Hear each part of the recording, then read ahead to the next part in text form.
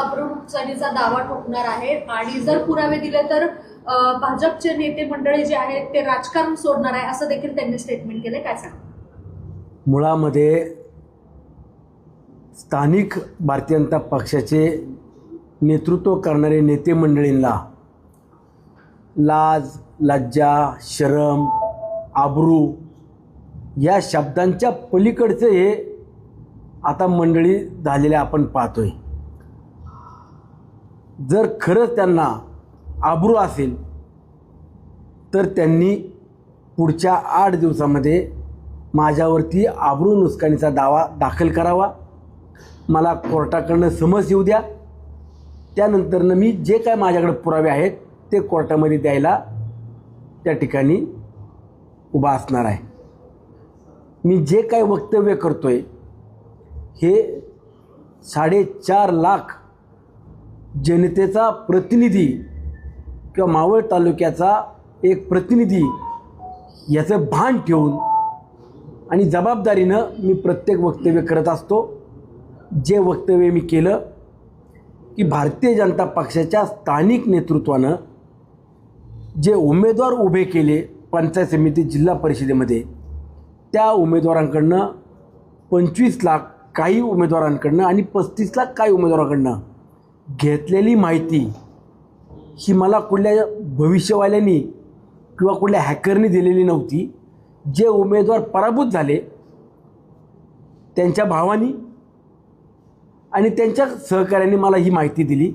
ती पुराव्यानिशी दिली, बँक डिटेलनिशी दिली, कुणाच्या खात्यावरती किती तारखेला पैसे दिलेत आणि कोण कोण व्यक्ती आमच्याकडं हे सगळे EVM हॅक करतो हे सांगायला आले. त्यांची नावं माझ्याकडे त्यांनी दिली.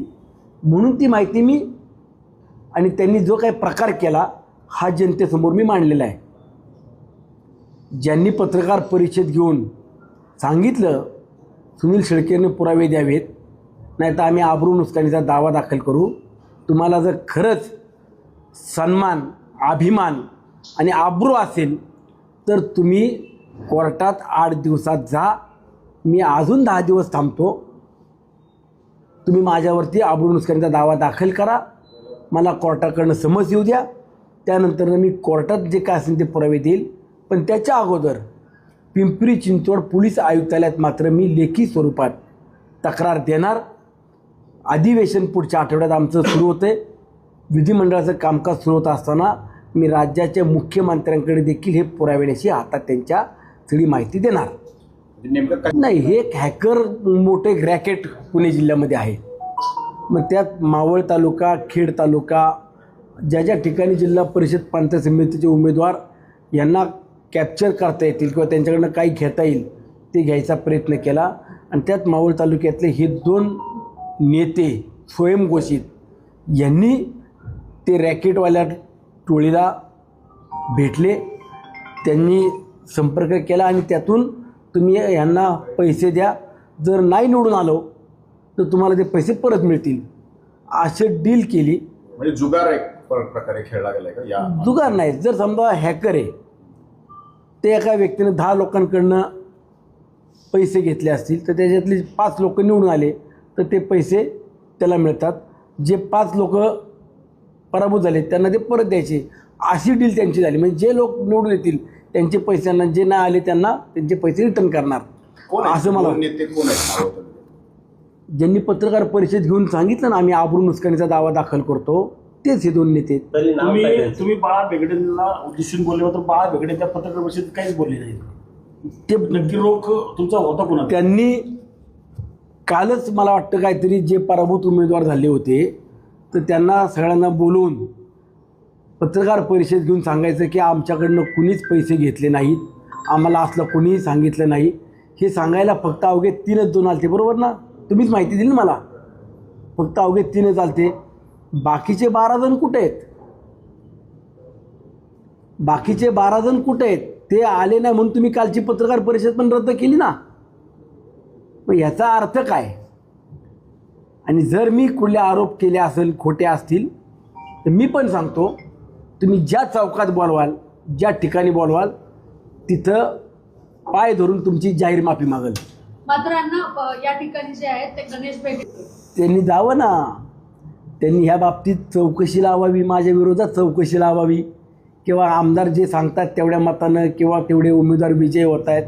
मी माझा आत्मविश्वास 5-6 वर्षात केलेलं काम आणि जनतेचं आमच्यावरती असलेलं प्रेम, विकास कामातून जे आम्हाला मतदान होतं तेच आम्ही जाहीरपणाने सांगतो की आमचा निकाल काय असणार आहे. पण यांचा निकाल यांना सांगता येत नाही, यांना उमेदवार नाहीत म्हणून या आयत्या वेळेला उमेदवार उभे करतात, करोडो रुपयाला डुबवतात. आर्थिक नुकसान करणं, गावात संघर्ष लावणं, हे जे काय केलं याच्या पलीकडे जाऊन EVMच हॅक करून आणतो आणि तुमचा विजय करतो, याच्यापेक्षा निंदनीय आणि गलिच्छ राजकारण काय असू शकतं. होऊ द्या, दूध का दूध पाणी का पाणी, येऊ द्या सत्यता बाहेर, माझी तयारी आहे. जवळपास अजून आकडा माझ्याकडं आलेला नाही आहे. आत्ताशी माझ्याकडे 2च बँकेचे डिटेल आल्यात, अजून बाकीच्या डिटेल्स येऊ द्या. आले की मी ते सगळं कोर्टामध्ये किंवा ज्यावेळेला माझ्यावरती हे कुठली तक्रार करतील किंवा मला पोलीस स्टेशनमधनं इन्क्वायरीला बोलवतील त्यावेळेला मी त्यांच्याकडे ती सगळी माहिती देईल. 2 आळंदीचे आहेत, एक शेलारवाडीचा आहे आणि एक पुण्यातला का वडगाव शिरीचा कुठला तरी आहे. असे 5 जणांचं रॅकेट आहे आणि त्याच्यामध्ये हे 2 सामील आहेत. आता एवढं पण सांगतो बस.